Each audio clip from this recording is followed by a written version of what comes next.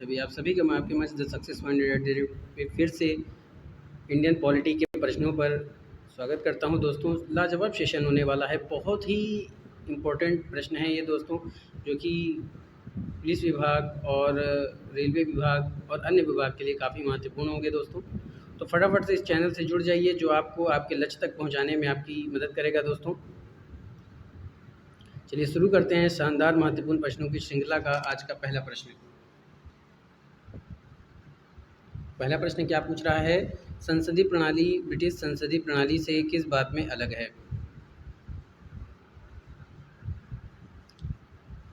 संसदीय प्रणाली यानी कि भारतीय संसदीय प्रणाली ब्रिटिश संसदीय प्रणाली से किस बात में अलग है? वास्तविक और नाम मात्र दोनों प्रकार की कार्यपालिका है, सामूहिक उत्तरदायित्व की प्रणाली है, द्विसदनीय विधायिका है, न्यायिक पुनर्विलोकन की प्रणाली है।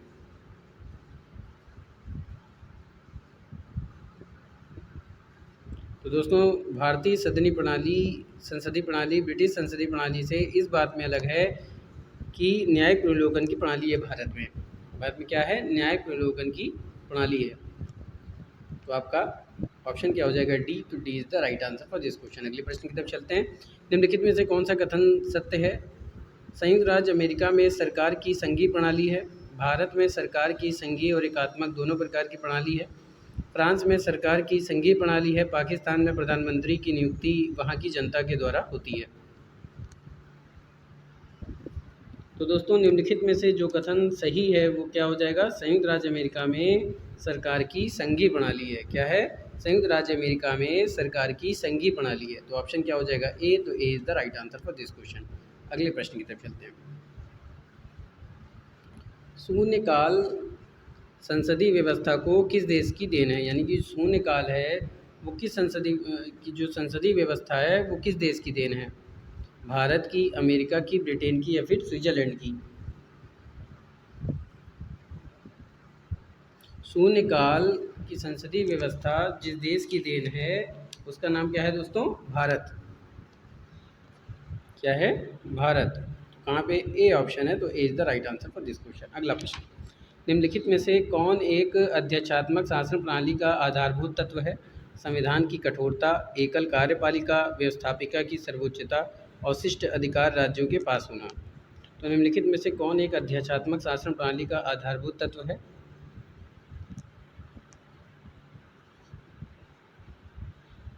तो आध्यात्मिक शासन प्रणाली का जो आधारभूत तत्व माना जाता है वो होता है एकल कार्यपालिका। क्या होता है? एकल कार्यपालिका। बात समझ में आ रही है? B is the right answer for this question. अगला प्रश्न। निम्नलिखित में से किनसे भी निर्धारित होता है कि भारत का संविधान परिसंघीय है? संविधान लिखित और अनम्य में है, न्यायपालिका स्वतंत्र है, अवशिष्ट शक्तियों का केंद्र में निहित होना, केंद्र और राज्यों की भी शक्तियों का वितरण।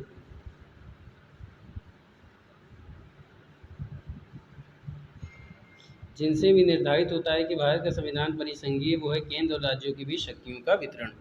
तो ऑप्शन क्या हो जाएगा? डी दोस्तों। तो D is the right answer for this question. अगला प्रश्न। भारत में राजनीतिक सत्ता का प्रमुख स्रोत क्या है? जनता, संविधान, संसद, राष्ट्रपति?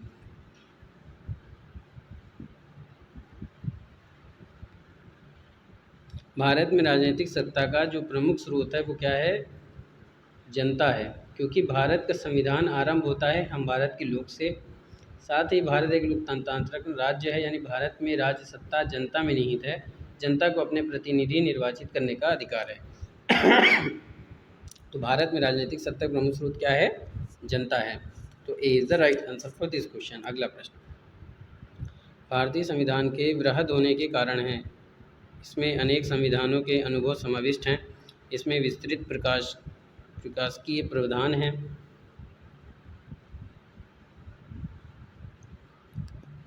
यह एक बड़े देश के शासन से संबंधित है। यह संघ तथा राज्य सरकारों का संविधान है।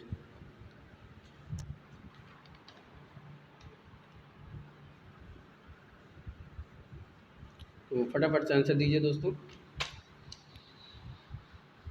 तो भारतीय संविधान के वृहद होने के जो कारण है वो क्या है? यह संघ तथा राज्य सरकारों का संविधान है। तो ऑप्शन आपका क्या हो जाएगा? डी। तो D is the right answer for this question. अगला प्रश्न। संविधान निम्नलिखित में से कौन सा एक युग्म सही है? संविधान का दूसरा भाग मौलिक अधिकार से संबंधित है। संविधान का तीसरा भाग नागरिकता से संबंधित है। संविधान का चौथा भाग मौलिक कर्तव्य से संबंधित है। संविधान का पाँचवा भाग राज्य के नीति निर्देशक सिद्धांत से संबंधित है। आइए देखते हैं दोस्तों। तो संविधान का जो दूसरा भाग है वो नागरिकता से संबंधित है, जो तीसरा भाग है वो मौलिक अधिकार से संबंधित है, जो चौथा है वही मौलिक कर्तव्य से संबंधित है। तो ऑप्शन आपका क्या हो जाएगा? सी। तो C is the right answer for this question. और संविधान का पाँचवा भाग किससे संबंधित है? संघ से संबंधित होता है। अगला प्रश्न की तरफ चलते हैं। निम्नलिखित में से कौन सा एक पंचशील का सिद्धांत नहीं है? गुट निरपेक्षता, शांतिपूर्ण सहअस्तित्व, एक दूसरे की भूभागीय अखंडता और प्रभुता का पारस्परिक सम्मान, एक दूसरे के आंतरिक मामलों में पारस्परिक हस्तक्षेप।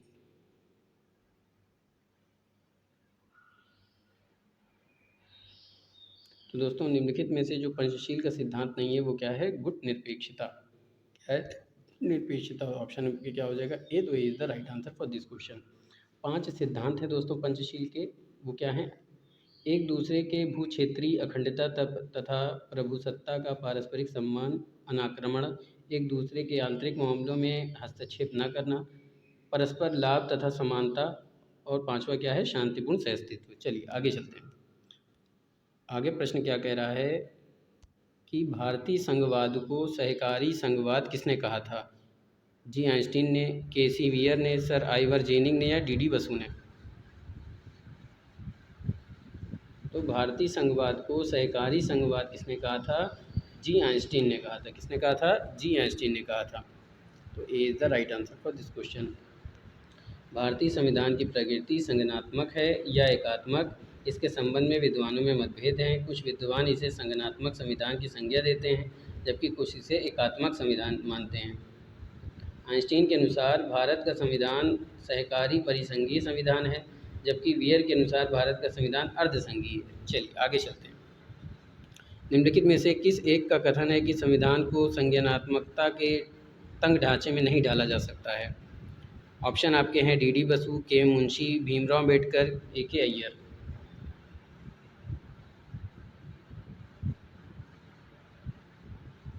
तो जिनका कहना है कि संविधान को संज्ञानात्मकता के तंग ढांचे में नहीं पहली बात तो दोस्तों ये संज्ञानात्मक नहीं संगठनात्मक होगा।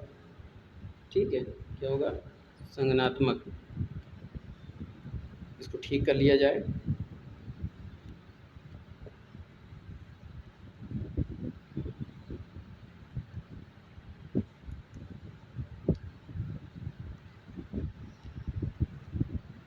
संज्ञानात्मकता, ठीक है।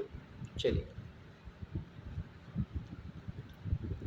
तो भारतीय संघवाद को सहकारी संघवाद किसने कहा था? आइंस्टीन ने कहा था। तो A is the right answer for this question हो जाएगा।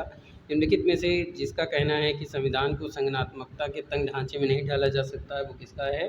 डॉक्टर भीमराव अम्बेडकर। तो ऑप्शन आपका क्या हो जाएगा? सी। तो C is the right answer for this question. अगले प्रश्न की तरफ चलते हैं। भारतीय राजनीतिक पद्धति के बारे में निम्न में से कौन सा सही नहीं है? धर्मनिरपेक्ष राज्य, संसदीय पद्धति की सरकार, संघीय नीति, राष्ट्रपतीय पद्धति की सरकार।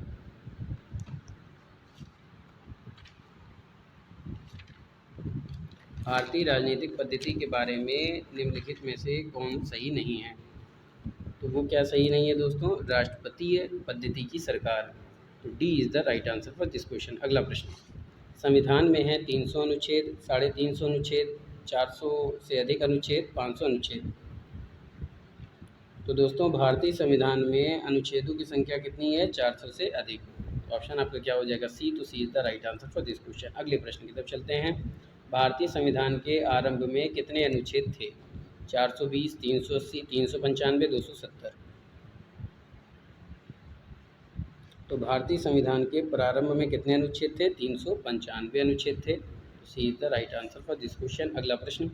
भारतीय संविधान विभक्त है 16 अध्यायों में, 22 अध्यायों में, 24 अध्यायों में, या फिर 25 अध्यायों में? तो दोस्तों भारतीय संविधान विभक्त है 22 अध्यायों में। कितने अध्यायों में? 22 अध्यायों में विभक्त है।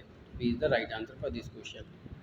तो दोस्तों अगर अभी तक आपने मेरे चैनल को सब्सक्राइब नहीं किया है तो गुजारिश है कि सब्सक्राइब करें, बेल आइकन ऑन कर दें ताकि कोई भी वीडियो डले तो नोटिफिकेशन मिलती रहे।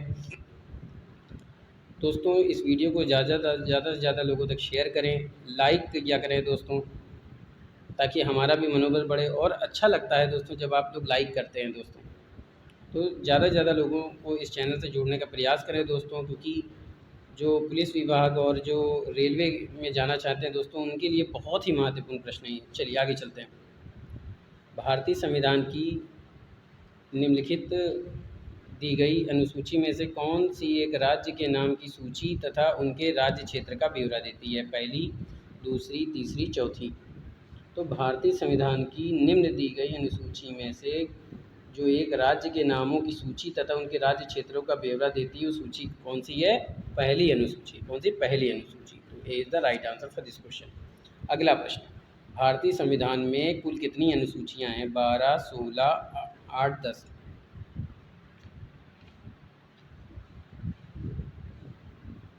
तो दोस्तों भारतीय संविधान में कुल 12 अनुसूचियां हैं। कितनी अनुसूचियां हैं? 12 अनुसूचियां हैं। तो A is the right answer for this question. अगला प्रश्न, भारत के संविधान के अंतर्गत आर्थिक योजना का विषय राज्य सूची में, संघ सूची में, समवर्ती सूची में, किसी सूची में निर्दिष्ट नहीं है, यानी किसी भी सूची में नहीं दिया गया है।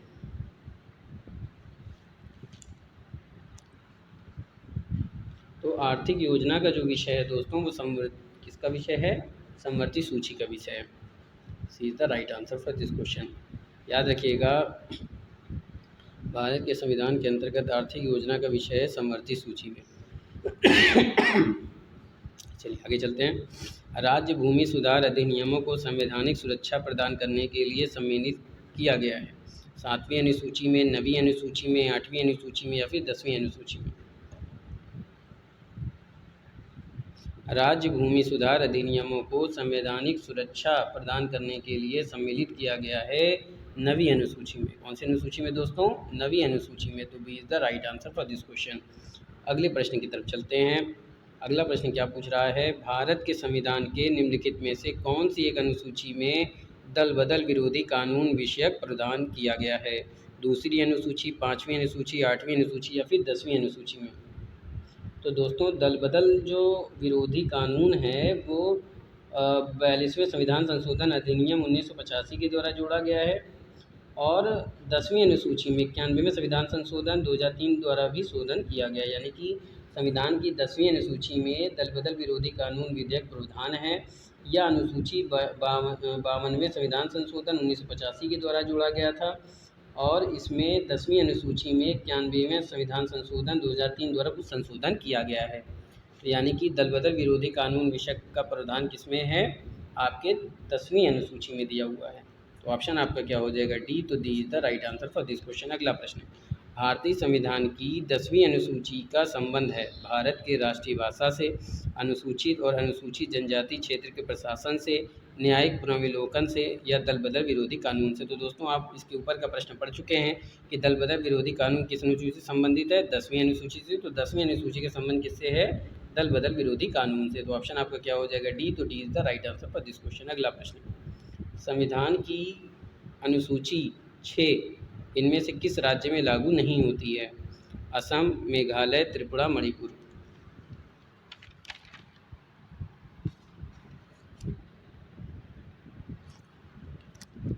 तो दोस्तों संविधान की अनुसूची 6 किस राज्य में लागू नहीं होती है? तो देखिए वो असम, मेघालय, त्रिपुरा, मिजोरम राज्यों में लागू होती है, जबकि मणिपुर राज्य में लागू नहीं होती है। तो मणिपुर कहाँ पे दिया हुआ है? डी ऑप्शन पे दिया हुआ है। तो D is the right answer for this question. अगला प्रश्न, भारतीय संविधान की 7वीं अनुसूची के अंतर्गत राज्य सूची में किसका उल्लेख है? शिक्षा, विद्युत, रेलवे, पुलिस और वन?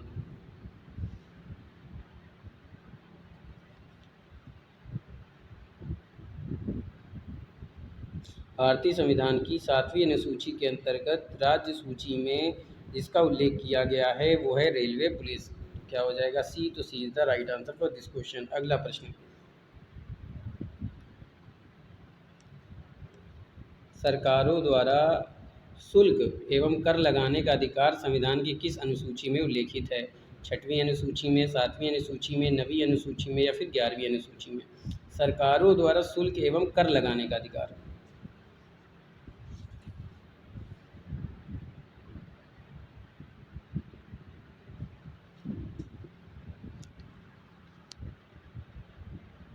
तो तो सरकारों द्वारा शुल्क एवं कर लगाने का अधिकार संविधान की किस अनुसूची में है? 7वीं अनुसूची में है।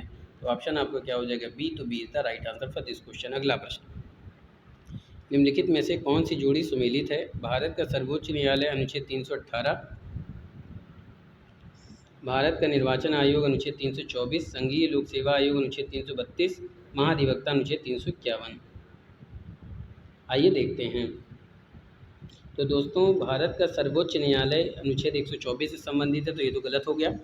भारत का निर्वाचन आयोग 324, यही ऑप्शन क्या है? सही है। तो B is the right answer for this question. संघीय लोक सेवा आयोग का संबंध किससे है दोस्तों? 315 से। और महाधिवक्ता अनुच्छेद का संबंध किससे है? 76 से। चलिए आगे चलते हैं। भारत सरकार की प्रथमता सारणी में भारत के मुख्य न्यायाधीश के ऊपर कौन आता है? भारत का महान्यायवादी, भूतपूर्व राष्ट्रपति, चीफ ऑफ स्टाफ, लोकसभा अध्यक्ष। भारत सरकार की प्रथमता सारणी में भारत के मुख्य न्यायाधीश के ऊपर जो आता है वो होता है भूतपूर्व राष्ट्रपति। कौन आता है? भूतपूर्व राष्ट्रपति। तो ऑप्शन आपका क्या हो जाएगा? बी। तो B is the right answer for this question. अगला प्रश्न, भारत सरकार में सबसे ऊंचे पद का सिविलियन अधिकारी कौन है? गृह सचिव, रक्षा सचिव, मंत्रिमंडल सचिव या फिर दिल्ली का उपराज्यपाल।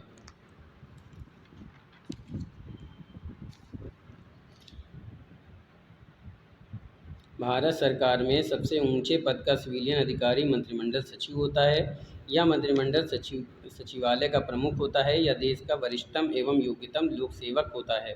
तो भारत सरकार में सबसे ऊंचे पद का सिविलियन अधिकारी कौन होता है दोस्तों? मंत्रिमंडल सचिव होता है। कौन होता है? मंत्रिमंडल सचिव होता है। तो ऑप्शन आपका क्या हो जाएगा? सी। तो C is the right answer for this question. अगला प्रश्न, भारतीय संविधान निम्न में से कौन सी नागरिकता प्रदान करता है? दोहरी नागरिकता, एकल नागरिकता, उपरोक्त दोनों, उपरोक्त में से कोई नहीं। सॉरी।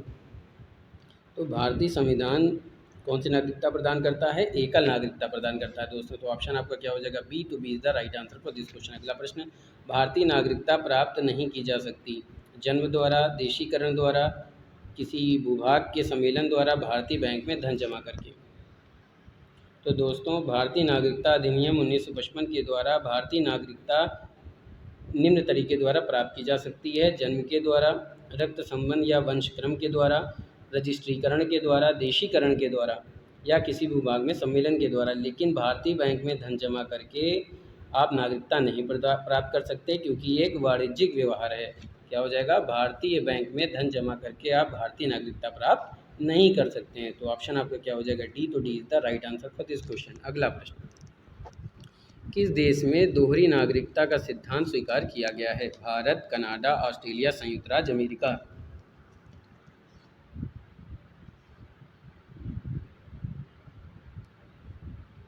तो दोस्तों, जिस देश में दोहरी नागरिकता का सिद्धांत स्वीकार किया गया है उस देश का नाम है संयुक्त राज्य अमेरिका। तो ऑप्शन आपका क्या हो जाएगा? डी। तो D is the right answer for this question. अगला प्रश्न, निम्नलिखित में से किसको संविधान द्वारा मौलिक अधिकार को लागू करने की शक्ति दी गई है? भारत के सभी न्यायालयों को, संसद को, राष्ट्रपति को, सर्वोच्च न्यायालय एवं उच्च न्यायालय को। तो जिसको संविधान द्वारा मौलिक अधिकार को लागू करने की शक्ति दी गई है वो दी गई है सर्वोच्च न्यायालय और उच्च न्यायालय को। तो ऑप्शन आपका क्या हो जाएगा दोस्तों? डी हो जाएगा। तो D is the right answer for this question. अगले प्रश्न की तरफ चलते हैं। मौलिक अधिकार कभी भी निलंबित नहीं किया जा सकता है। प्रधानमंत्री के निर्देशों से निलंबित हो सकते हैं, राष्ट्रपति की इच्छा पर निलंबित हो सकते हैं, आपातकालीन स्थिति में निलंबित किए जा सकते हैं। तो दोस्तों, मौलिक अधिकार जो हैं अनुच्छेद 358 व अनुच्छेद 359 में निलंबन का वर्णन किया गया है, और इसको कब निलंबित किया जा सकता है? आपातकालीन स्थिति में निलंबित किया जा सकता है। तो ऑप्शन आपका क्या हो जाएगा? डी। तो D is the right answer for this question. अगले प्रश्न की तरफ चलते हैं। भारतीय संविधान के किस अनुच्छेद के अंतर्गत नागरिकों को मौलिक अधिकार प्रदान किए गए हैं? अनुच्छेद 112 से 115, अनुच्छेद 12 से 35, अनुच्छेद 222 से 235, या इनमें से कोई नहीं। भारतीय संविधान के भाग 3 में अनुच्छेद 12 से 35 तक मौलिक अधिकारों का वर्णन किया गया है। वर्तमान में कुल कितने हैं? 6 मौलिक अधिकार प्रदान किए गए।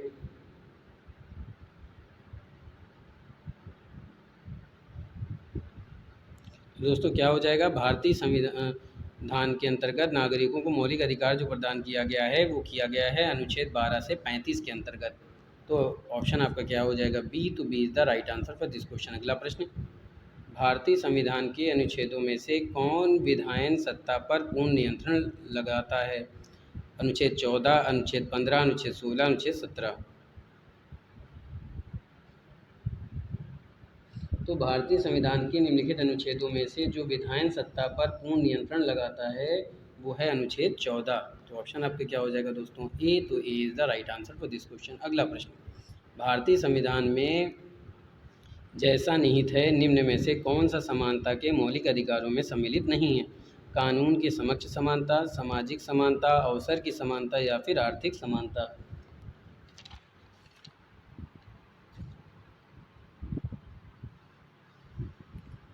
तो दोस्तों, भारतीय संविधान में जैसा निहित है निम्न में से कौन सा समानता जो मौलिक अधिकारों में सम्मिलित नहीं है? तो वो है आपका आर्थिक समानता। तो D is the right answer for this question.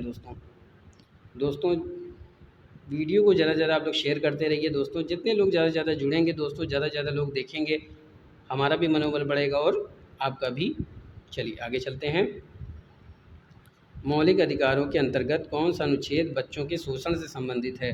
अनुच्छेद 17, अनुच्छेद 18, अनुच्छेद 23 और अनुच्छेद 24। सॉरी। तो दोस्तों अनुच्छेद 17 का संबंध किससे है? अस्पृश्यता से। अनुच्छेद 19 का संबंध किससे है? बोलने और भाषण देने की स्वतंत्रता। अनुच्छेद 23 का संबंध है मानव के दुर्व्यवहार और बाल श्रम का निषेध। यहाँ पे पूछ क्या रहा है? बच्चों के शोषण से संबंधित। तो क्या हो जाएगा? अनुच्छेद 24, क्योंकि जो अनुच्छेद 24 है वो ये कहता है कि कारखानों, खदानों आदि में बालकों के नियोजन का प्रतिषेध करता है। क्या हो जाएगा? अनुच्छेद 24। तो ऑप्शन आपका क्या हो जाएंगे? डी। तो D is the right answer for this question. अगला प्रश्न, संविधान के लिए किस प्रधान द्वारा अस्पृश्यता का उन्मूलन किया गया है? अनुच्छेद 14, अनुच्छेद 21, अनुच्छेद 17, अनुच्छेद 19।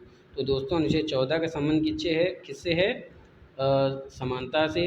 अनुच्छेद 19 का संबंध है स्वतंत्रता का अधिकार। अनुच्छेद 21 का संबंध है प्राण एवं दैहिक स्वतंत्रता से। और अनुच्छेद 17 का संबंध है अस्पृश्यता से। तो ऑप्शन आपका क्या हो जाएगा? सी। तो C is the right answer for this question. अगले प्रश्न की तरफ चलते हैं। भारत के संविधान का निम्नलिखित में से कौन सा अनुच्छेद प्रेस की स्वतंत्रता से संबंधित है? अनुच्छेद 19, अनुच्छेद 20, अनुच्छेद 21, अनुच्छेद 22। तो भारत के संविधान का निम्नलिखित में से जो अनुच्छेद प्रेस की स्वतंत्रता से संबंधित है वो कौन सा है? तो वो है दोस्तों अनुच्छेद 19। तो ऑप्शन आपका क्या हो जाएगा? ए। तो A is the right answer for this question. भारतीय संविधान के अनुच्छेद में भाषण एवं अभिव्यक्ति की स्वतंत्रता के मूल अधिकार का प्रावधान है? अनुच्छेद 14 में, अनुच्छेद 19 में, अनुच्छेद 21 में, अनुच्छेद 22 में। तो भारतीय संविधान के जिस अनुच्छेद में भाषण एवं अभिव्यक्ति की स्वतंत्रता का मूल अधिकार का प्रावधान किया गया है वो है अनुच्छेद 19 का आ। तो ऑप्शन आपका क्या हो जाएगा? बी। तो B is the right answer for this question. अगला प्रश्न, भारतीय संविधान के अनुच्छेद 25 का संबंध है समानता के अधिकार से, संपत्ति के अधिकार से, धर्म की स्वतंत्रता से, अल्पसंख्यकों की सुरक्षा से।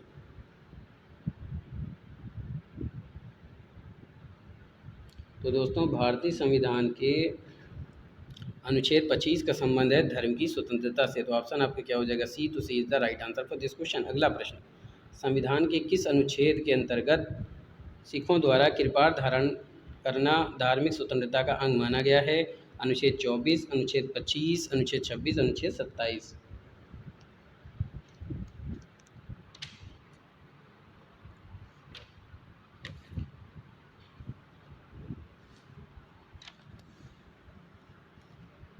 तो दोस्तों संविधान के अनुच्छेद 25 द्वारा सिखों द्वारा कृपाण धारण करने का धार्मिक स्वतंत्रता का अंग माना गया है और ये खंड दिया गया है 25 के 2 का खा में। तो ऑप्शन आपका क्या हो जाएगा? बी। तो B is the right answer for this question दोस्तों। और कृपाण धारण करना धार्मिक स्वतंत्रता का अंग किसका है?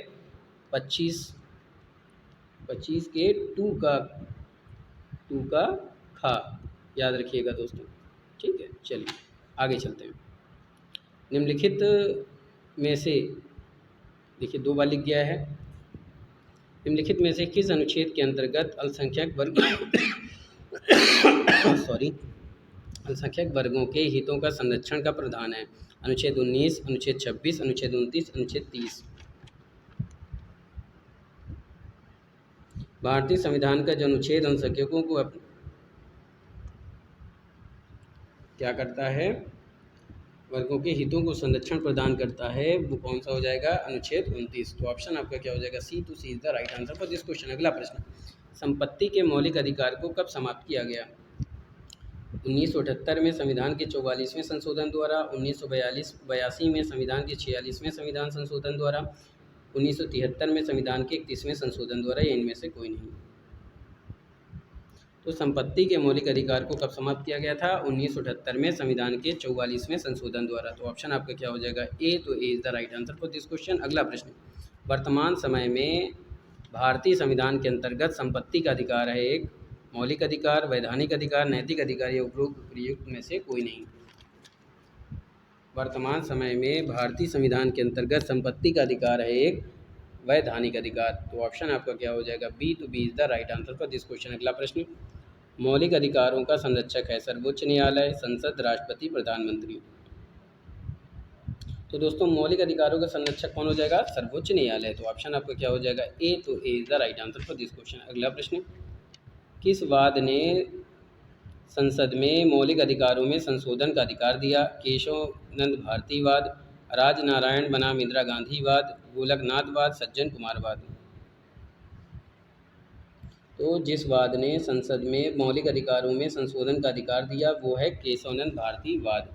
तो A is the right answer for this question दोस्तों। और ये हुआ कब था, ये आपको कमेंट में करके बताना है। चलिए आगे चलते हैं।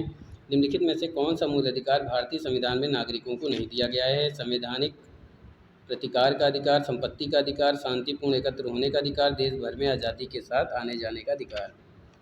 तो ऐसा मूल अधिकार जो भारतीय संविधान में नागरिकों को नहीं दिया गया है वो कौन सा है? संपत्ति का अधिकार दोस्तों। तो ऑप्शन आपका क्या हो जाएगा? बी। तो B is the right answer for this question. अगला प्रश्न, भारत में रहने वाला ब्रिटिश नागरिक दावा नहीं कर सकता व्यापार और व्यवसाय की स्वतंत्रता के अधिकार का, विधि के समक्ष समता के अधिकार का, जीवन और व्यक्तिगत स्वतंत्रता की सुरक्षा के अधिकार का, धर्म की स्वतंत्रता के अधिकार का। तो भारत में रहने वाला ब्रिटिश नागरिक दावा नहीं कर सकता दोस्तों व्यापार और व्यवसाय की स्वतंत्रता के अधिकार का। तो A is the right answer for this question. अगला प्रश्न, निम्नलिखित में से कौन सा मूल अधिकार विदेशी नागरिकों को प्राप्त नहीं है?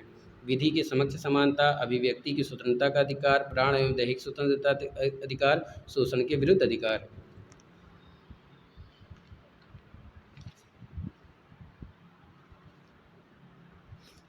तो निम्नलिखित में से जो मूल अधिकार विदेशी नागरिकों को प्राप्त नहीं है वो कौन सा है? अभिव्यक्ति की स्वतंत्रता का अधिकार। तो B is the right answer for this question दोस्तों। अगले प्रश्न की तरफ चलते हैं। भारतीय संविधान द्वारा प्रदत्त निम्न में से कौन सा अधिकार गैर नागरिकों को भी उपलब्ध है? अभिव्यक्ति की स्वतंत्रता, देश के किसी अंग में घूमने एवं बसने का अधिकार, संपत्ति अर्जित करने का अधिकार, संवैधानिक निराकरण का अधिकार। भारतीय संविधान द्वारा प्रदत्त संवैधानिक निराकरण का अधिकार अनुच्छेद 32 गैर नागरिकों को भी उन्हें प्राप्त है। मूल अधिकारों के संबंध में उपलब्ध है। अन्य तीनों अधिकार केवल देश के नागरिकों को ही उपलब्ध हैं। तो यानी कि संवैधानिक निराकरण का अधिकार जो है वो गैर नागरिकों को भी उपलब्ध हो जाता है। तो ऑप्शन आपका क्या हो जाएगा दोस्तों? D. D is the right answer for this question. अगला प्रश्न, भारतीय संविधान मान्यता देता है केवल धार्मिक अल्पसंख्यकों को, केवल भाषाई अल्पसंख्यकों को, धार्मिक और भाषाई अल्पसंख्यकों को, धार्मिक, भाषाई और निर्जातीय अल्पसंख्यकों को। तो भारतीय संविधान मान्यता देता है धार्मिक और भाषाई अल्पसंख्यकों को, और ये अनुच्छेद 30 के अनुसार है। तो C is the right answer for this question. और मान्यता देता है एक्ट 30 के अनुसार। तो दोस्तों ये था आज का शानदार महत्वपूर्ण प्रश्नों की श्रृंखला। उम्मीद करता हूँ कि आपको पसंद आया होगा। तो दोस्तों ज़्यादा से ज़्यादा लाइक किया करें दोस्तों, और शेयर किया करें, ज़्यादा से ज़्यादा लोगों तक पहुँचाएँ, ज़्यादा से ज़्यादा लोगों को जोड़ें इस चैनल से। दोस्तों बहुत ही फ़ायदा होगा। मंजिलों से चलकर बेहतर मंजिलें तलाश कर, मिल जाए दरिया तो समंदर तलाश कर, यूँ तो टूट जाते हैं पत्थर के चोट से शीशे, पत्थर ही टूट जाए शीशा तलाश कर। तो दोस्तों अपनी कामयाबी को हासिल करने के लिए लगन के साथ जुट जाइए दोस्तों। आपका लक्ष्य आपको ज़रूर हासिल होगा। मेरी ईश्वर से प्रार्थना है कि आप सबका सिलेक्शन हो। तो दोस्तों फिर मिलेंगे आगे के प्रश्नों के साथ। तब तक के लिए जय Hind, wish you all the best.